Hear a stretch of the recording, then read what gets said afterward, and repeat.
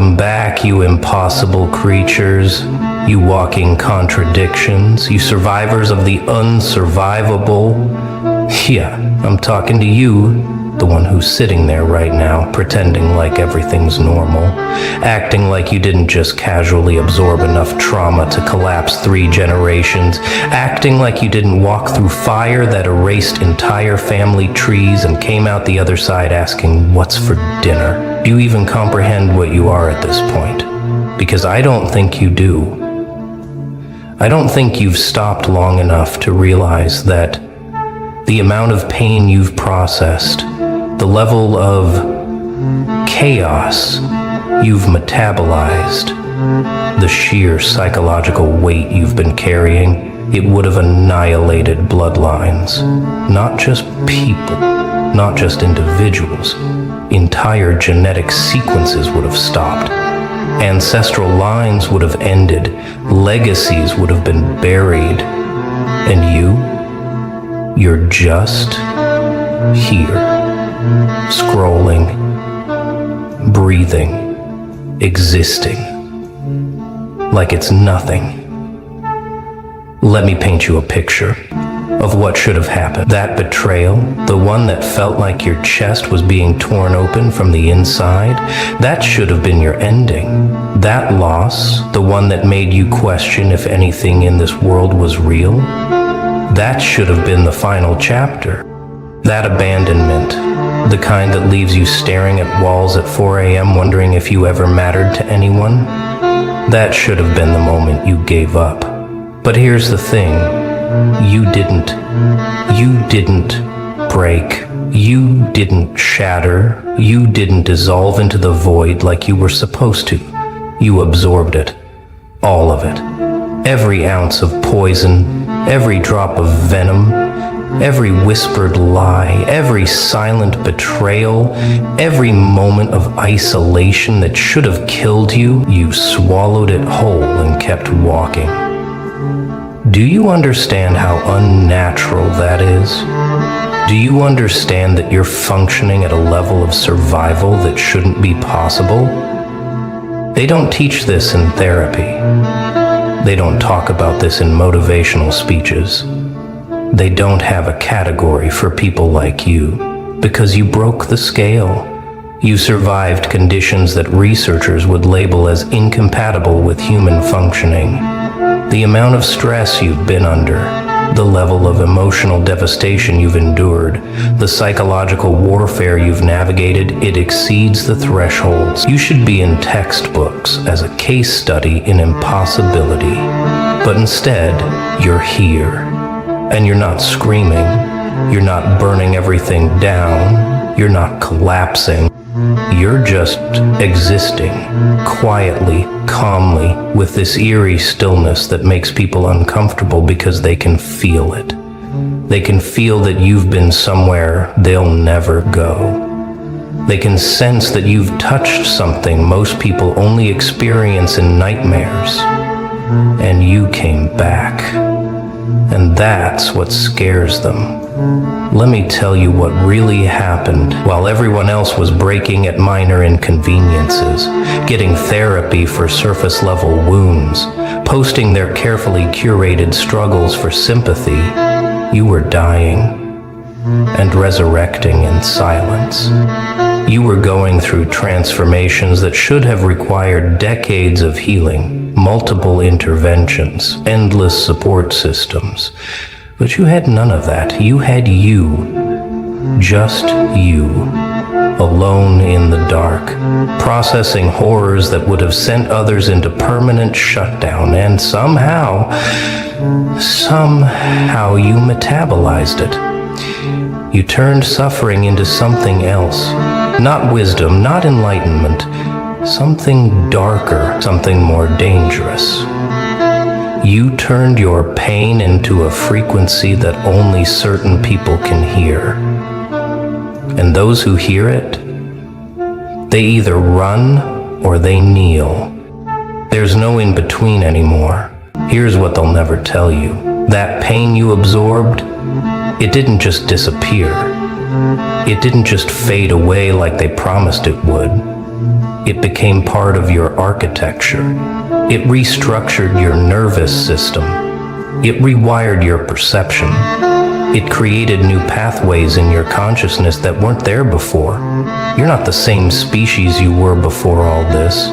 You're something else now, something that looks human, but operates on a completely different frequency. You walk into rooms and the energy shifts. People who've never met you feel like they need to explain themselves. Strangers get nervous. Old friends suddenly remember they have somewhere to be, because you're carrying something now, something they can't name, but they can feel. You're carrying the weight of extinctions that never happened. You're walking around with the gravitational pull of collapsed timelines. You're functioning with the quiet confidence of someone who's already died and decided to come back anyway. And the wildest part? You're just chilling. You're not flexing. You're not broadcasting your survival story. You're not writing books about your journey. You're not selling courses on resilience. You're just existing, going to work, making coffee, having conversations, like you didn't just casually survive an apocalypse that was specifically designed for you, like you didn't just walk through a personalized nightmare that would have ended dynasties. They look at you and they think you're normal. They think you're fine. They think you're just another person navigating life. They have no idea. They have no idea that you're operating on reserves that shouldn't exist. They don't know that you're running on fuel sources that science hasn't discovered yet. They can't comprehend that you've tapped into survival mechanisms that most humans never access. And you let them think that. You let them believe you're just like them. Because explaining what you become would require a language that hasn't been invented yet.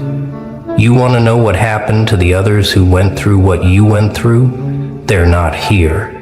Some are medicated into oblivion. Some are in facilities. Some disappeared into addictions that never ended. Some are still in therapy trying to process year 1, while you're out here on year 5 just living. Some gave up. Some are still giving up.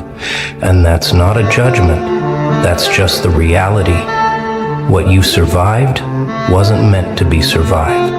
The probability of you making it through intact was essentially 0. But you did it anyway, not because you're special, not because you're chosen, but because something inside you refused to give them the satisfaction. Something inside you looked at the abyss and said, "Not today." Something inside you decided that if you were going to go through this nightmare, you were going to come out the other side as something they couldn't define. Let's talk about what they expected to happen. They expected you to crumble. They expected public breakdowns. They expected social media meltdowns. They expected you to beg for help, to cry for mercy, to show them that you were just as fragile as everyone else. They wanted to see you broken because it would validate their own weakness.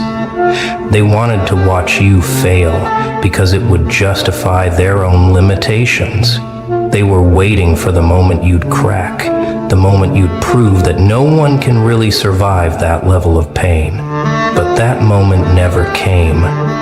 They burned, they burned, they burned, and they burned, and they burned. You just kept walking, you just kept processing, you just kept transmuting poison into whatever the hell you needed to keep existing. And every day you didn't break was another day they had to face the uncomfortable truth that some people are just built different. Some people metabolize darkness like it's oxygen. Some people turn devastation into fuel, and you're one of them.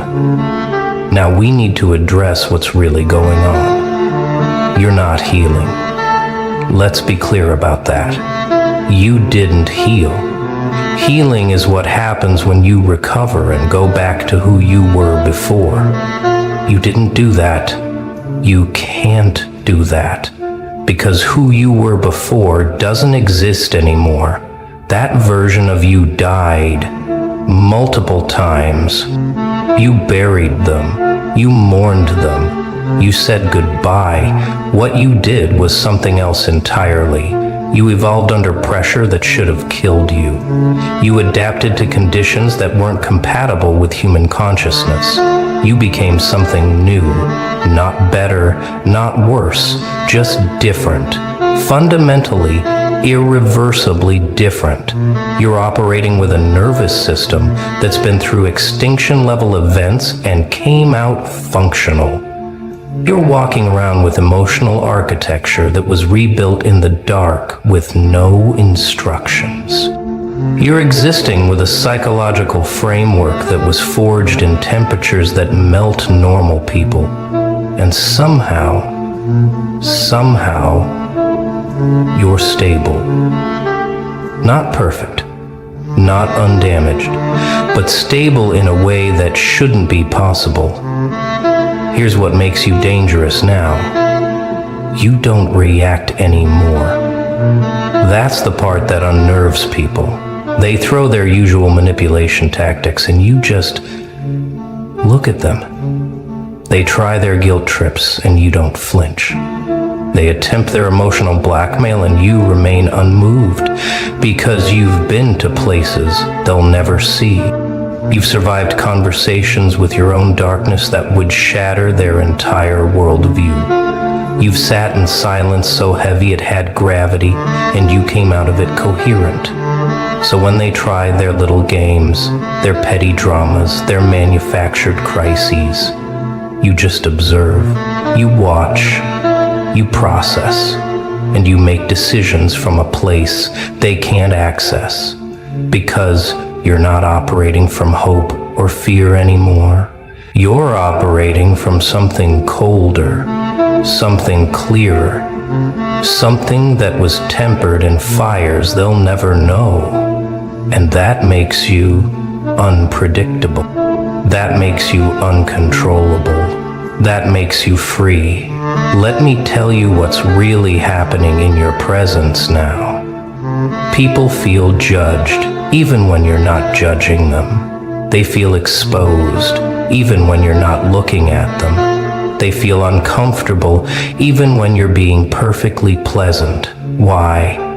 Because you're walking proof that their excuses are just that, excuses. You're living evidence that survival is possible, even when it shouldn't be. You're breathing confirmation that the human spirit can endure things they've convinced themselves are insurmountable.